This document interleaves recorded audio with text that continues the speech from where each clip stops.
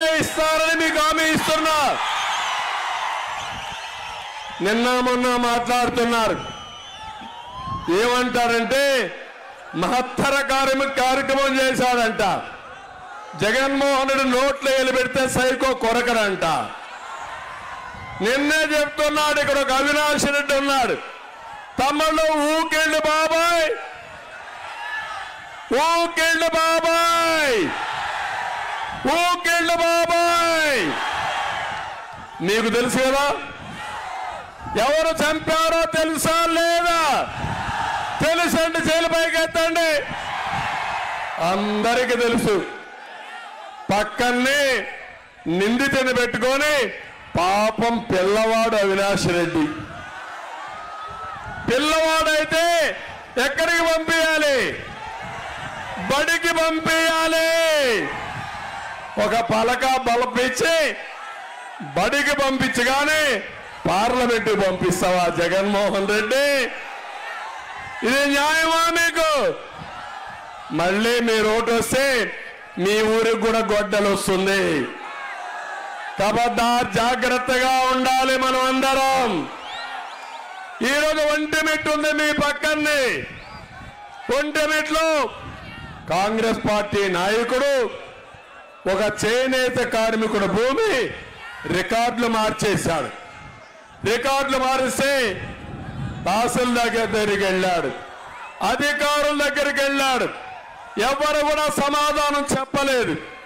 పోరాడి పోరాడి అలసిపోయి ఏం చేయాలో తెలియకుండా రైలుకి తలబెట్టి ఆత్మహత్య చేసుకునే పరిస్థితికి వచ్చాడు.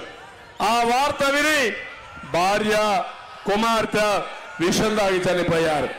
నేను ఒకటే చెప్తున్నా మీకు కూడా, రేపటి నుంచి దుర్మార్గుడు గాని రాజకీయాల్లోకి వస్తే, రాజకీయాల్లో ఉంటే మన బ్రతుకులు కూడా ఆ బ్రతుకులే అవుతాయి. తమ్ముళ్ళు జాగ్రత్తగా ఉండమని మిమ్మల్ని హెచ్చరిస్తున్నా. ఇలాంటి కార్యక్రమాలు చేసి రాష్ట్రాన్ని సర్వనాశనం చేసిన వ్యక్తి ఈ సైకో జగన్మోహన్ రెడ్డి. ఈ రోజు మేము ఎన్నికల మేనిఫెస్టో తీసుకొచ్చాం. ఎన్నికల మేనిఫెస్టో మీరు చూస్తే ప్రజా మేనిఫెస్టోని తీసుకొచ్చాం. మన మేనిఫెస్టో గలగలలాడుతా ఉంది. సకల జనులకు న్యాయం చేస్తున్నాం.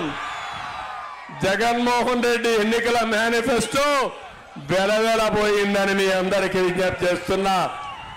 ఏం తమ్ముళ్ళు, మేము ఇచ్చిన మేనిఫెస్టోలో మీ అందరికీ అనేక విషయాలు ఉన్నాయా లేదా అని మిమ్మల్ని అడుగుతున్నా. దమ్మున్న మేనిఫెస్టో మనది. ఏమీ లేకుండా ఎత్తిపోయిన మేనిఫెస్టో ఈ సైకో జగన్మోహన్ రెడ్డిది. ఒకటి అడుగుతున్నా మిమ్మల్ని, సంపద సృష్టించడం తెలియాలి, ఆదాయం పెంచాలి, పెంచిన ఆదాయం మీకు పంచాలి. అట్లా కాకుండా బటన్ నొక్కతా అని అంటాడు. నేను అడుగుతున్నా మా ఆడబిడ్డల్ని, ఏమమ్మా బటన్ నొక్కడం కష్టమా అని అడుగుతున్నా మిమ్మల్ని. మన ఇంట్లో బామ్మని అడిగి ఎట్నొక్కాలో చెప్తే ఆవిడ కూడా నొక్కుతుందా లేదా అని మిమ్మల్ని అడుగుతున్నా. ముఖ్యమంత్రి కావాల్సింది ఒక ప్రజానాయకుడిగా ఉండాలి, ఉద్యోగాలు ఇచ్చే నాయకుడిగా ఉండాలి, ప్రాజెక్టులు కట్టేదానికి నాయకుడిగా ఉండాలి, రైతుల ఆదాయం పెంచాలి.